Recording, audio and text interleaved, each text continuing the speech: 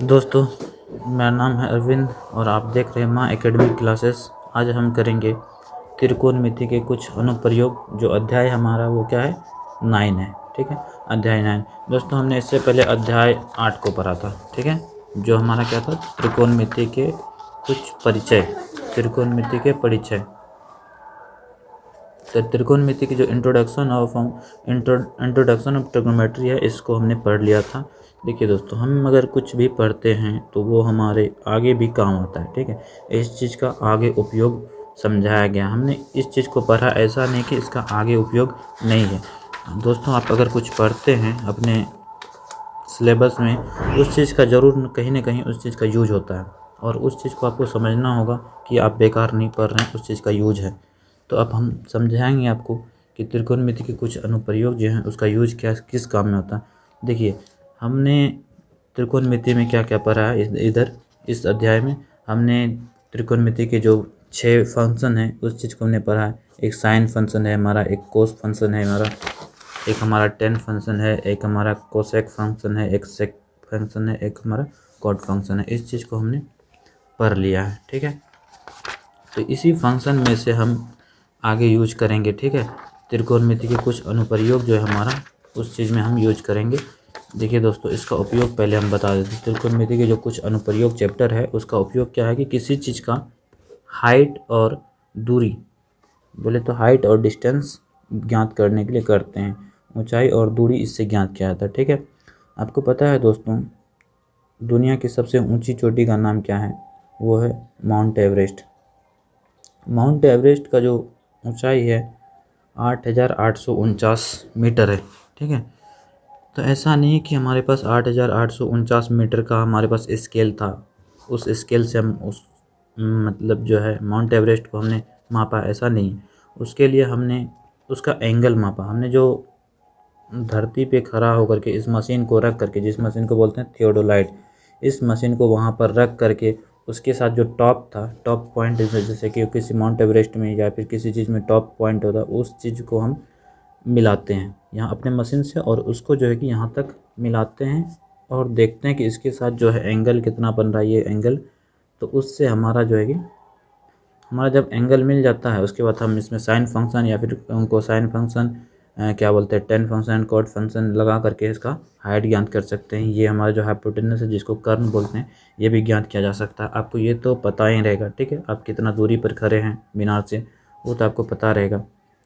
तो उस चीज़ का उपयोग करके हम इस मीनार का ऊंचाई या फिर किसी क्या बोलते हैं, पहाड़ की ऊंचाई को ज्ञात कर सकते हैं। ठीक है दोस्तों, जो हमारे जो वो क्या बोलते हैं, दुनिया की सबसे ऊंची चोटी जो है माउंट एवरेस्ट, उसका नाम किसके नाम पर रखा गया है? और वो उसका नाम रखा गया 1856 में। ठीक है, किसके नाम पर? सर जॉर्ज एवरेस्ट के नाम पर माउंट एवरेस्ट का नाम पड़ा था। इससे पहले इसका नाम माउंट एवरेस्ट नहीं था। ठीक है दोस्तों, इस चैप्टर में हमें 2 चीज़ समझना। उन्नयन कोण, जिसको इंग्लिश में बोलते हैं एंगल ऑफ एलिवेशन, और दूसरा चीज़ है हमारे पास अवनमन कोण, जिसको हम बोलते हैं एंगल ऑफ डिप्रेशन।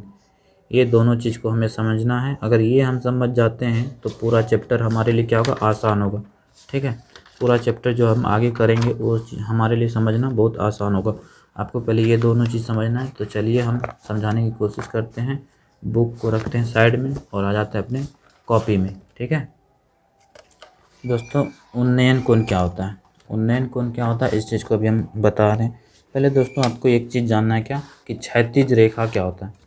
जो कोई भी रेखा जो सोया हुआ रहता है, ठीक है, सीधी रेखा, और वो क्या हो, धरती के साथ, मतलब जो हमारा अर्थ है उसके सतह के हम हिसाब से सोया हुआ रहे, उसको क्या बोलते हैं हम? क्षैतिज रेखा। जैसे कि हम यहाँ पर खींच देते हैं आपके लिए, क्षैतिज रेखा क्या होता है। देखिए, जैसे एक ये लाइन है, एक ये लाइन है, इसको हम क्या बोलेंगे? इसको बोलेंगे हम क्षैतिज रेखा। ठीक है, इस रेखा को हम बोलते हैं क्षैतिज रेखा। 2 रेखा होता है, एक क्षैतिज रेखा, एक होता है ऊर्ध्वाधर रेखा। ऊर्ध्वाधर रेखा क्या होता है? इसको इंग्लिश में बोलते हैं हॉरिजॉन्टल लाइन। ठीक है, और हमें एक लाइन होता है ऊर्ध्वाधर रेखा, जो इस प्रकार होता है, जो खड़ा लाइन होता है उसको बोलते हैं ऊर्ध्वाधर लाइन। ठीक है, इसको हम बोलते हैं ऊर्ध्वाधर लाइन, और ये हम बोलते हैं इसको क्षैतिज रेखा। ठीक है, इंग्लिश में वर्टिकल लाइन और ये हॉरिजॉन्टल लाइन। इस दोनों हमको इस चीज़ को जानना है, क्षैतिज रेखा के बारे में जानना है। और उसके बाद हम जान लेंगे क्या, उन्नयन कोण। तो दोस्तों जो जो भी रेखा है लेटी हुई, यहाँ पर लेटी हुई रेखा को आप क्या कहेंगे, क्षैतिज रेखा कहेंगे। ठीक है, आप इस चीज़ को याद रखेंगे। देखिए दोस्तों, उन्नयन कोण होता क्या है। मान लीजिए ये कोई क्या है, एक लड़का है, एक लड़का है यहाँ पर, मान लीजिए। ठीक है, ये लड़का है और ये लड़का एक यहाँ पर पतंग है, यहाँ पर एक पतंग रखा उड़ रहा है और इस पतंग को ये लड़का क्या कर रहा है, देख रहा है। आप इसको समझ लीजिए कि ये पतंग है। ठीक है, ये क्या है, पतंग है, इस चीज़ को देख रहा है। तो देख रहा है तो कैसे देख रहा होगा, देख रहा होगा तो ऐसे इसकी सीधी रेखा ही तो बनेगा। यहाँ पर जो देख रहा है इसकी आँख से जो बनेगा ये रेखा कहाँ तक, जहाँ तक पतंग है वहाँ तक एक सीधा लाइन जाएगा, सीधा लाइन की तरह देखेगा वो। ऐसा नहीं कि ऐसे ऐसे उसका दे जाएगा, एक कर्व तरह इस तरह से नहीं, एक सीधा लाइन जाएगा उसका, कहाँ तक, पतंग तक। और जो उसके साथ जो धरती के साथ जो क्षैतिज रेखा बनता है, क्षैतिज रेखा जो बनेगा यहाँ से यहाँ तक। ठीक है, ये हो गया हमारा, मान लीजिए कि धरती पे खड़ा है, धरती पे खड़ा है और धरती से जो अर्थ से जब ऊपर जाएंगे हम, इसका आँख तो अर्थ में सटा तो नहीं रहेगा उससे ऊपर, लेकिन क्षैतिज रेखा तो इसी तरह होगा ना, इसी तरह क्षैतिज रेखा होगा। क्षैतिज रेखा और जो ये देख रहा है, ठीक है, इसको बोलते हैं हम क्या, लाइन ऑफ साइट, दृष्टि रेखा। इसको हम बोलते हैं दृष्टि रेखा, इंग्लिश में लाइन ऑफ साइट। इसको बोलते हैं क्षैतिज रेखा, क्षैतिज रेखा। ठीक है, ये हमारा क्षैतिज रेखा, ये दृष्टि रेखा, जो आँख से देख रहा है, दृष्टि मतलब देखना, तो दृष्टि रेखा हो गया। ठीक है, इसके बीच जो एंगल बनता है, एंगल बनता है उसको हम क्या बोलते हैं, उन्नयन कोण बोल देते हैं दोस्तों इसी को। इसको हम क्या बोल देते हैं, उन्नयन कोण, इंग्लिश में एंगल ऑफ एलिवेशन। ठीक है दोस्तों, यहाँ पर हम एक नोट लिखा देंगे आपको। वो नोट क्या रहेगा, देखिए ये क्षैतिज रेखा है।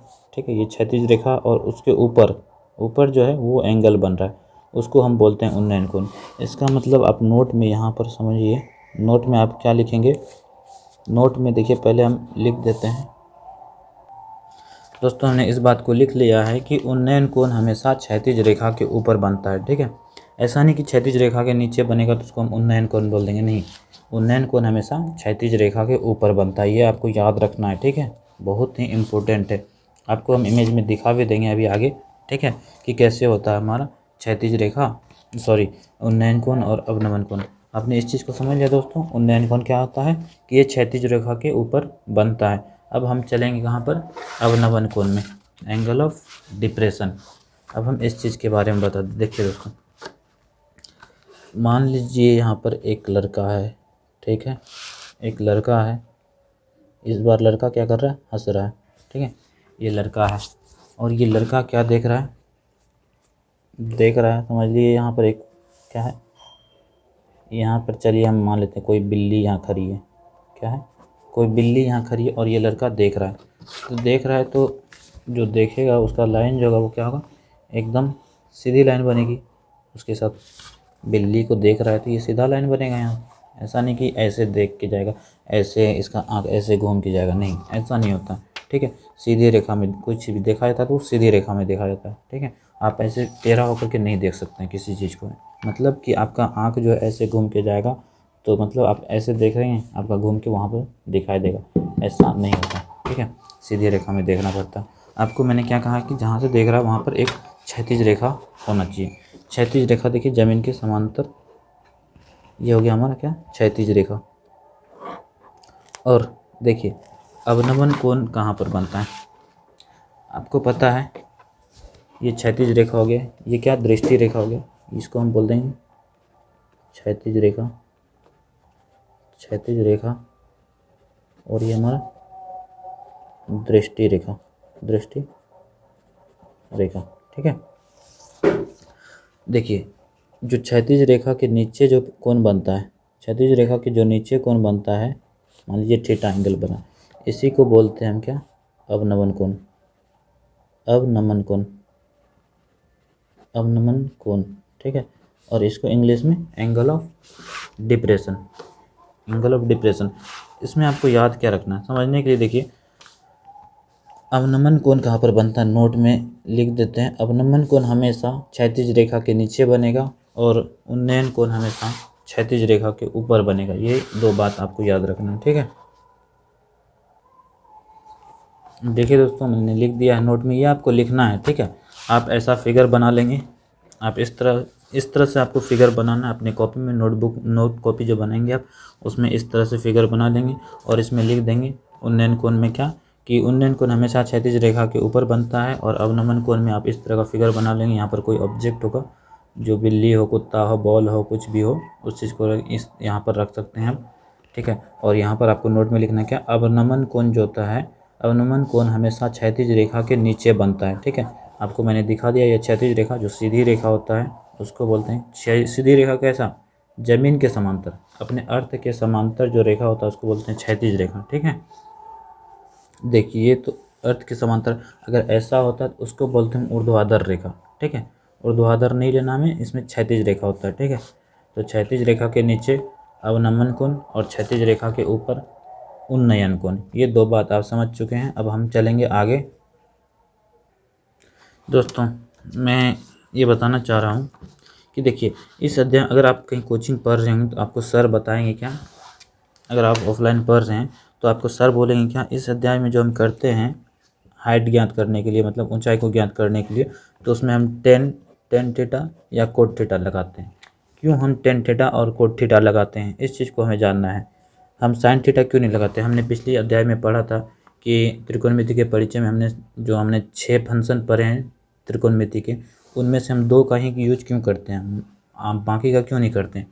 देखिए दोस्तों इसका हम कारण बता रहे हैं कि बाकी का क्यों नहीं करते। देखिए टेन थीटा, टेन में क्या होता है, टेन थीटा क्या होता है दोस्तों, एक होता है लंब बटा आधार, जिसको हम किससे डिनोट करते हैं, इसको P/B, P फॉर परपेंडिकुलर और B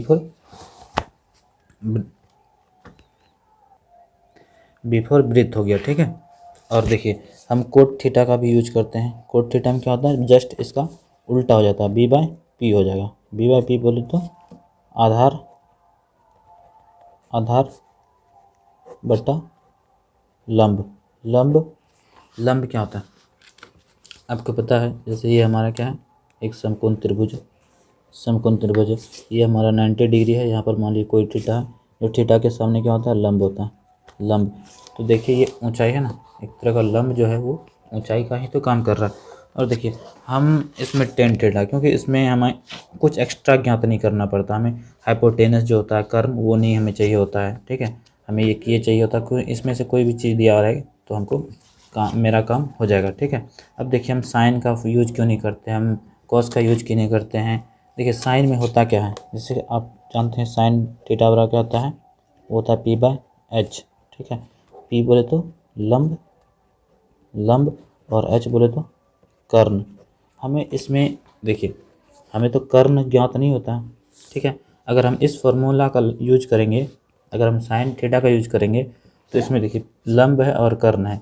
अगर हम इसका हाइट ज्ञात करेंगे किसी मीनार का, ना तो हमको हाइट पता रहेगा ना ही कर्ण पता रहेगा, इसलिए हम इस चीज़ का यूज नहीं करेंगे। हमें ना तो लंब पता है किसी चीज़ का, मान लीजिए मीनार अगर हम ज्ञात कर रहे हैं तो मीनार का अगर हाइट हमको ज्ञात ही रहेगा तो हम फिर क्यों नापेंगे इसको, ठीक है। इसलिए यहाँ पर हमारे इस साइन फंक्शन में क्या है, P है और H है, जिसमें कि हमें इसमें पता नहीं होता, ना तो P पता होता ना ही H पता होता, हमें पता करना पड़ता। आपको ये पता हो सकता है B, ठीक है।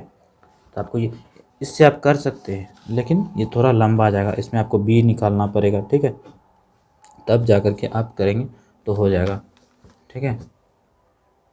लेकिन हमें जनरली क्या करना है, टेन थीटा का ही यूज करना है, हर जगह टेन थीटा का यूज करेंगे जो हमारा क्वेश्चन को आसान कर देगा, ठीक है। तो दोस्तों ये हमारा पूरा परिचय हो गया। अब हम करेंगे क्या, इसके कुछ जो उदाहरण हैं उस चीज़ को हम करेंगे, ठीक है। दोस्तों एक चीज़ और, वो क्या है कि आपको किसी चीज़ का मीनार का, अगर किसी भी मीनार का ऊंचाई ज्ञात करना है तो उसके लिए आपको क्या क्या ज्ञात होना चाहिए। पहली बात तो क्या, उसके बीच जो ये मान लीजिए मीनार है, क्या है ये मीनार है, मान लीजिए ये मीनार है, ठीक है।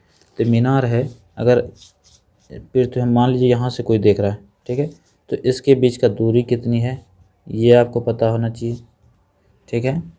और इसके साथ जो एंगल बन रहा है, जो देख रहे हैं हम, उसके साथ कितना एंगल बन रहा है वो तो हम पता कर ही लेंगे। अगर हम अपने आँख से देख रहे हैं तो उस चीज़ को हम एंगल को नाप सकते हैं। आपको ये और ये दिया रहे तो आप आराम से किसी चीज़ का हाइट निकाल सकते हैं, ठीक है। आपका ये इंट्रोडक्शन हो गया।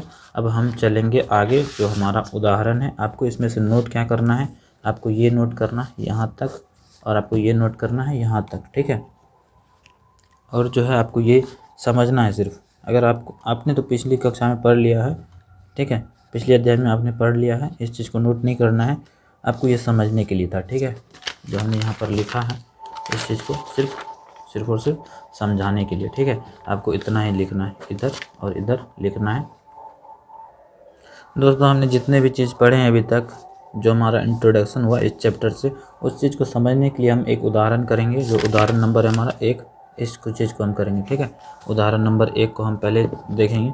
इसमें देखिए क्या करा, धरती पर एक मीनार ऊर्ध्वाधर खड़ी है। आपको मैंने बताया था ऊर्ध्वाधर मतलब जो सीधी रेखा इस तरह से, ऊर्ध्वाधर मतलब इस तरह से, ये हो गया ऊर्ध्वाधर। और क्षैतिज हो गया क्या, इस तरह से, ये हो गया क्षैतिज और ये हो गया ऊर्ध्वाधर, ठीक है। ये मीनार तो ऊर्ध्वाधर ही खड़ा रहेगा, ठीक है, क्षैतिज में नहीं रहेगा। ये क्षैतिज हो गया, जो ज़मीन के साथ लेटा हुआ, ये क्षैतिज, ये ऊर्ध्वाधर, ठीक है। यहाँ पर वही बोल रहा है कि धरती पर एक मीनार ऊर्ध्वाधर खड़ी है और धरती के एक बिंदु से जो मीनार के पाद बिंदु, जो पाद बिंदु बोले थी, मान लीजिए मीनार है, इसका पाद क्या है, इसका पाद बिंदु जो पैर वाला बिंदु वो यहाँ पर है, पाद बिंदु से 15 मीटर दूरी है, ठीक है, 15 मीटर दूरी पर है। कौन है, देखिए धरती के एक बिंदु से जो मीनार के पाद बिंदु से 15 मीटर दूरी है, मीनार के शिखर का उन्नयन कोण 60 डिग्री है, ठीक है। मीनार के जो उन्नयन कोण है वो कितना है, 60 डिग्री है। तो मीनार की ऊंचाई हमें क्या करना है, ऊंचाई फाइंड करना है, मीनार की ऊंचाई हमें ज्ञात करना है, ठीक है। तो इसमें चलिए करते हैं सॉल्यूशन इसका, ठीक है। तो देखिए दोस्तों, पहले हमें क्या कहा गया था कि ऊर्ध्वाधर, पहले हमें कहा गया था कि ऊर्ध्वाधर, यहाँ देखिए क्या है कि ऊर्ध्वाधर खड़ी है मीनार। तो हम पहले मीनार बनाएंगे। देखिए हम इसके ले लेते हैं, चलिए हम यहाँ पर एक मीनार बना लेते हैं। यही हमारा ऊर्ध्वाधर है, ये मीनार का पाद बिंदु है, ठीक है। और इस क्वेश्चन में क्या कह रहा है, चलिए क्वेश्चन को पढ़ते हुए क्वेश्चन को ड्रॉ करेंगे कि धरती पर एक मीनार ऊर्ध्वाधर खड़ा है, हमने खींच लिया ऊर्ध्वाधर मीनार, ठीक है। उसके बाद कह रहा है कि धरती के एक बिंदु से जो मीनार के पाद बिंदु से कितना दूरी है, धरती का एक बिंदु है, मान लीजिए धरती का एक बिंदु है यहाँ पर, जो मीनार का से कितना मीनार के पाद बिंदु से कितना दूरी है, 15 मीटर दूरी है। चलिए हम इस लाइन को मिला देते हैं, जो क्षैतिज लाइन होगा हमारा, ठीक है, और ये सीधा सीधा मिलेंगे, ठीक है। चलिए ये हमारा हो गया कितना, ये मीनार का पाद बिंदु से इसका दूरी कितना बता रहा है, 15 मीटर, ठीक है, इसका दूरी 15 मीटर है। और इस क्वेश्चन में क्या बोल रहा है, मीनार के शिखर का उन्नयन कोण 60 डिग्री। दोस्तों मैंने बताया था कि उन्नयन कोण क्या होता है, क्षैतिज रेखा के ऊपर वाला, क्षैतिज रेखा जो यहाँ बनेगा एंगल, उसको बोलेंगे हम क्या, उन्नयन कोण। चलिए इन दोनों मीनार के टॉप को, मीनार का जो पीक है ये शिखर, उसको और हमारे जो यहाँ पर धरती पे जो पॉइंट है उसको मिला देंगे। यहाँ पर जो एंगल बनेगा हमारा, यहाँ पर जो हमारा एंगल बनेगा, मान लीजिए थीटा, ये हमारा क्या होगा, उन्नयन कोण होगा, ठीक है। आपको नोट में मैंने लिखा था कि क्षैतिज रेखा के ऊपर हमेशा उन्नयन कोण बनता है, हमेशा, इस चीज़ को याद रखना है। तो देखिए हमें इस प्रश्न में जो जो दिया हुआ है उसको लिखेंगे, क्या दिया है, क्या दिया हुआ क्या है हमें, पाद बिंदु से दूरी, पाद बिंदु से दूरी क्या है हमें,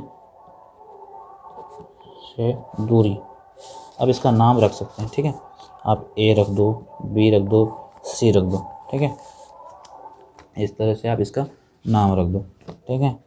पाद बिंदु से दूरी, दूरी क्या हमारा, बी और ए, यही तो दूरी है। अब इसको ए बी भी बोल सकते हैं, ए बी, वो कितना है, 15 मीटर, ठीक है। और क्या कहते हैं कि मीनार के साथ बना उन्नयन कोण, ठीक है, उन्नयन कोण कितना हमारा, उन्नयन कोण उन्नयन कोण क्या, देखिए दोस्तों ये हमारा उन्नयन कोण है। इसको लिखने का तरीका होता है क्या, इसको बीच में रखना है, BAC, ठीक है। ऐसा नहीं बोल सकते आप कि ABC ऐसा एंगल, ABC बोलेंगे तो ये वाला एंगल, अगर आप बोलेंगे BCA तो ये वाला एंगल आ जाएगा, जो बीच में रहेगा वही वाला एंगल हो जाएगा। तो उन्नयन कोण हमारा क्या हो रहा है, BAC या फिर CAB बोल सकते हैं। चलिए हम BAC, ये हमारा क्या है उन्नयन कोण, जो कितना दिया हुआ हमारे प्रश्न में 60 डिग्री। देखिए यहाँ पर दिया हुआ है कितना है, 60 डिग्री है। तो चलिए उसको लिखेंगे हम। देखिए दोस्तों आपको मैंने बताया था क्या, आपको एक ये और एक ये पता होगा तो आप मीनार की ऊंचाई को आराम से निकाल सकते हैं। तो हम करेंगे क्या, ठीक है। अब हमें निकालना है, आपको मैंने बताया था आप बिना किसी टेंशन के टेन थीटा लगा दो। टेन थीटा क्या होता है, लंब बट्टा आधार, ठीक है। लंब बट्टा आधार होता है टेन थीटा बराबर, तो टेन थीटा की जगह पर कितना है दोस्तों, 60 डिग्री, ठीक है। 60 डिग्री, टेन 60 बराबर लंब क्या हमारा, लंब B और C, लंब क्या है B और C, हमें ये B और C ज्ञात करना, ऊंचाई यही है ना, और आधार हमारा क्या है AB, ठीक है।